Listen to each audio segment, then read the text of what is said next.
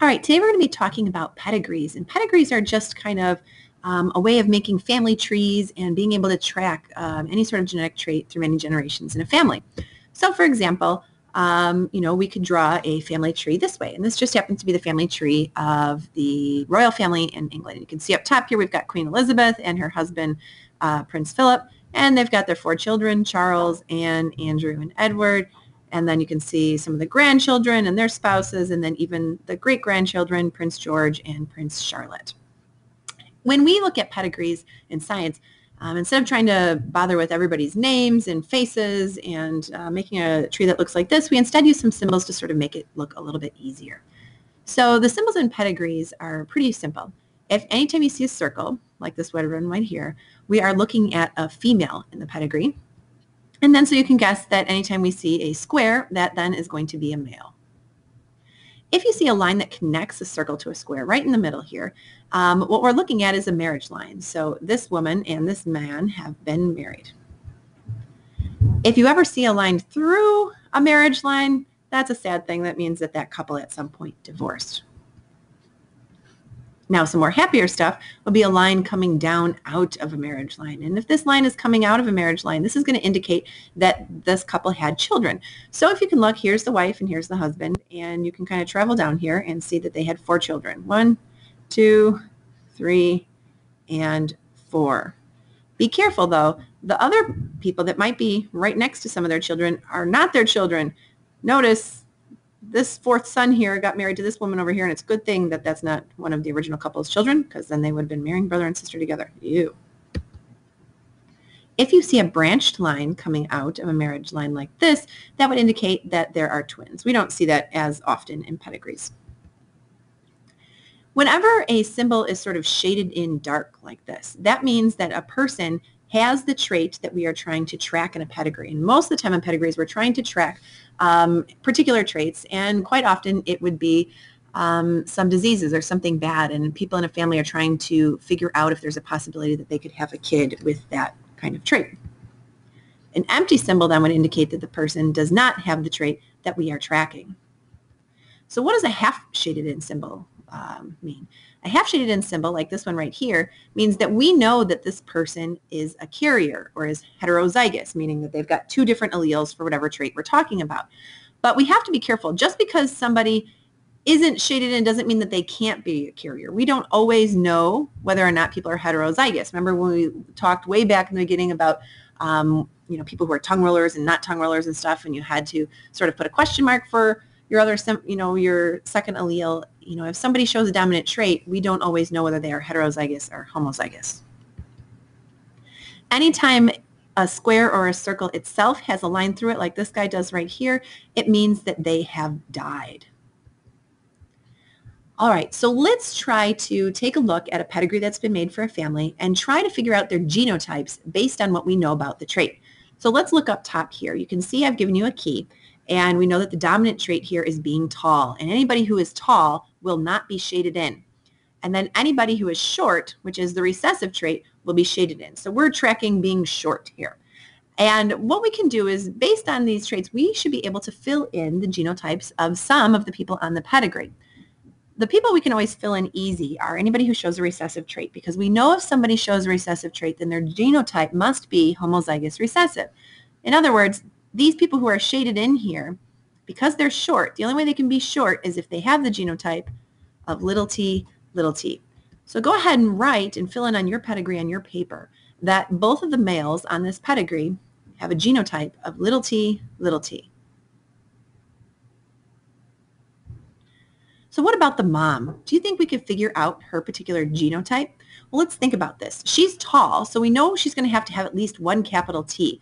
And then we're going to look at her kids or maybe her parents, anybody else who's on this pedigree, to see if we can get some more information.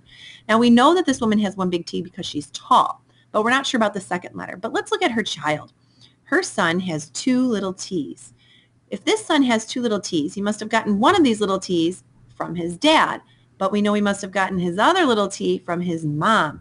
And this is how we know that the mom's genotype must be big T, little t. So go ahead on the pedigree on your paper and fill that in. All right, let's take another look at a different pedigree for the exact same trait, being tall or being short. So let's try to see who we can fill in. Remember, we can always know the genotype of somebody who shows the recessive trait. And so remember that short is the recessive trait. And so we should be able to fill in one person on this pedigree. Take a look at pedigree B on your paper and see if you can fill in at least one person on this pedigree. Now, hopefully what you found was that the daughter on the lower left-hand corner there should be homozygous recessive or have two little t's. Using that information, let's see what we can find out about the rest of her family. Now, we know because they are not colored in that everybody else in this pedigree is tall, so everybody else must have at least one capital T. The trick is trying to figure out if we can figure out their second allele. So let's look at this daughter. She has two little t's. In order for this daughter to have two little t's, she must have gotten one little t from her mom and one little t from her dad. So based on that, we know that mom is tall and must have a big T, but gave her daughter a little t. And so she's heterozygous. And the same must also be true of dad. Finally, let's take a look at the son in this pedigree. We know that he's tall, so he must have one capital T. But he could have gotten a big T from either parent. Is it possible that he could be big T, looking at his parents? Yes, it is. Is it possible that he could be big T, little t, given his parents? That's also possible as well. Since we're not exactly sure what his genotype is, we're going to put big T question mark, meaning big T because we know he's tall, but we're not exactly sure of his second allele. All right, let's take a look at a third pedigree, pedigree C on your paper. Same trait, tall versus short. See if you can fill in anybody who has the recessive genotypes on your paper.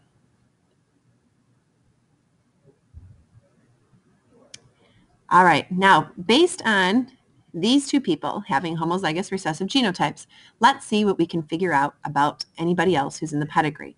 I always like to take a look at somebody and then look at their parents. So if you ever have somebody who has two little t's, but neither of their parent is recessive, then we know that they must have gotten one little t from one parent, one little t from the other parent, just like our last pedigree. And so each of these parents must be heterozygous in order to have had a child who had two little t's. And just like before, this person right here, they don't get married, they don't have kids, so there's really not much that we can do, but know that they have one big T that they got from one of their parents, but we're not exactly sure what their other letter is. So we're going to skip that for right now. Now let's look at the other part of the pedigree. Down here in this lower right corner, we've got this child who has two little t's. One must have come from mom, one must have come from dad. We already knew that dad had two little t's, so let's now give mom one as well. But of course, she's got to have at least one big T because she's not shaded in. And let's look at everybody else who's in this, all the other siblings that that couple had. We all know that all three of these are tall because they're empty boxes. But who'd they get their big T from if you trace it back? We know that they must have gotten their big T right here from mom. So what's the only gene that dad could have given any of them? It's a little t.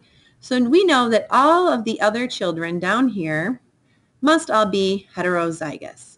And then, of course, we did have that one that we couldn't fill in that we know is going to be big T question mark. All right, let's take a look at a pedigree for a different trait, the ability to roll your tongue. Let's look at pedigree D on the next page. All right, now notice this time the dominant trait is filled in and the recessive trait is empty. Now we know we can always fill in the recessive trait, so every empty box on here should have two little t's this time. So go ahead and write down the two little t's below every empty box this time. Now, we know that every colored in trait must have at least one capital T, and let's use the clues to try to figure this out as best as we can. We've got this person who had two little t's married to this woman right here. They have two children who are also homozygous recessive. So this son has two little t's, must have gotten one from dad, must have gotten the other one from mom, and so we know then that mom must be heterozygous, big T, little t. Even this child here, who we know is a tongue roller, we know that they must have one big T, who they got from mom. What's the only option that dad could give to them? A little t. So that's why we know that this person right here must be big T, little t. How about the remaining part over here of the pedigree? We've got this mom who has a bunch of children with two little t's. They must have gotten one little t from dad And the other one must have come from mom, so we know that this mom must be heterozygous as well. How about this last daughter on the pedigree? We know that she must have one big T that came from mom, but let's look at dad. Dad only has little t's to give, so we know that this person right here must be big T, little t. All right, take a look at this pedigree. Using that same pattern, see what you can fill in. We know that the empty boxes are recessive this time, so every single empty box should be homozygous recessive. So take a second, pause the video, and go ahead and fill in all your little t's. Hopefully, you have something like this. Every empty box in this case is going to have 2 little t's. Now, pause the video and see, are there any of the others that you can figure out? And fill them in on your paper.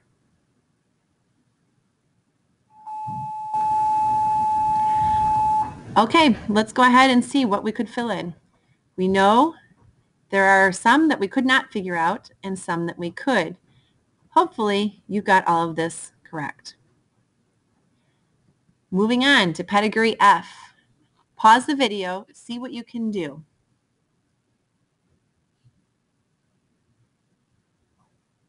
All right, let's check your answers. Hopefully, you figured these are the genotypes for all of the people in here. Notice there are 4 people that we clearly could not figure out their genotypes. Finally, answer the questions at the bottom. Pause the video, and then you can check your answers. Hopefully, this is what you found. Good luck figuring out the rest of the pedigrees.